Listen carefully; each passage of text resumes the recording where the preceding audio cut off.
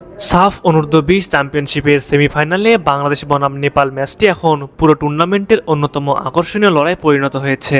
Group পর্বে বাংলাদেশ অনূর্ধ্ব-20 ও India অনূর্ধ্ব-20 এর মধ্যকার 1-1 গোলের ড্র ম্যাচের পর গোল ব্যবধানে পিছিয়ে থেকে রানার্স আপ হয়ে সেমিফাইনালে ওঠে লাল সবুজের প্রতিনিধিরা। অন্যদিকে নেপাল অনূর্ধ্ব-20 দলটিও নিজেদের গ্রুপে বেশ আত্মবিশ্বাসী পারফরমেন্স দেখিয়ে শেষ চারে জায়গা করে নিয়েছে। ফলে এই ম্যাচটি যে একেবারেই সমানে সমানে লড়াই হতে যাচ্ছে তা বলাই যায়। দুই দলের খেলার ধরন বিশ্লেষণ করলে দেখা যায় নেপাল বরাবরই শারীরিক শক্তি, গতি এবং আগ্রাসী ফুটবলের জন্য পরিচিত।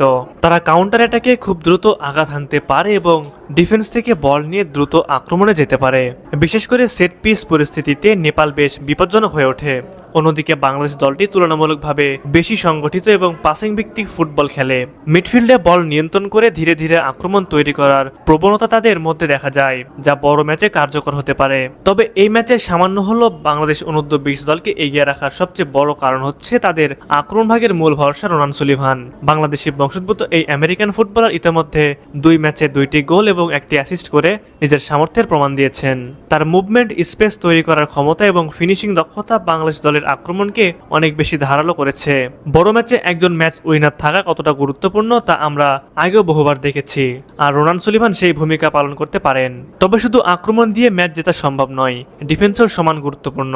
এখানে আসে একটি গুরুত্বপূর্ণ নাম, ডেকলান সুলিভান। অবাক করার বিষয় হচ্ছে এখন পর্যন্ত গ্রুপ পর্বের গত 2 ম্যাচের একটিতেও সুযোগ পাননি তিনি। কিন্তু নেপালের মতো দ্রুতগতির এবং শারীরিকভাবে শক্তিশালী দলের বিপক্ষে রক্ষণভাগকে আরও শক্ত করতে ডেকলানের উপস্থিতি অত্যন্ত জরুরি হতে পারে। তার ডিফেন্সিভ পজিশনিং, বল ক্লিয়ার করার দক্ষতা এবং প্রতিপক্ষের আক্রমণ ভাগার সক্ষমতা বাংলাদেশকে বড় ধরনের বিপদ থেকে রক্ষা করতে পারে। অনেক সময় এমন ম্যাচে আক্রমণ ভাগের চেয়ে ডিফেন্সের ছোট একটি সিদ্ধান্তই ম্যাচের ভাগ্য নির্ধারণ করে দেয়। নেপালের শক্তি যেমন তাদের আক্রমণ এবং ফিজিক্যালি ফুটবল খেলা, তেমনি তাদের দুর্বলতাও রয়েছে। বিশেষ করে ডিফেন্সে মাঝে মাঝে সমন্বয়ের অভাব দেখা যায়। সবকিছু বিবেচনায় নিলে বলা যায় এই সেমিফাইনালটি একেবারে 50-50 লড়াই হতে যাচ্ছে। তবে ব্যক্তিগত পারফরমেন্সের দিক থেকে রোনান সুলিভান এর উপস্থিতি এবং সম্ভাব্যভাবে ডেকলান সুলিভানকে ডিফেন্সে অন্তর্ভুক্ত করার কৌশলগত সিদ্ধান্ত বাংলাদেশকে সামান্য হলেও এগিয়ে রাখতে পারে। শেষ পর্যন্ত চাপের মুহূর্তে ঠান্ডা মাথায় যারা খেলতে পারবে তারাই ফাইনালের টিকিট পাবে। সুপ্রিয় ভিউয়ার্স, আপনারা কি মনে করেন সেমিফাইনালে বাংলাদেশ নাকি নেপাল, কারা এগিয়ে থাকবে এই ম্যাচে? অবশ্যই এই বিষয়ে আপনারা কি ভাবছেন তা আমাদের কমেন্ট করে জানাবেন।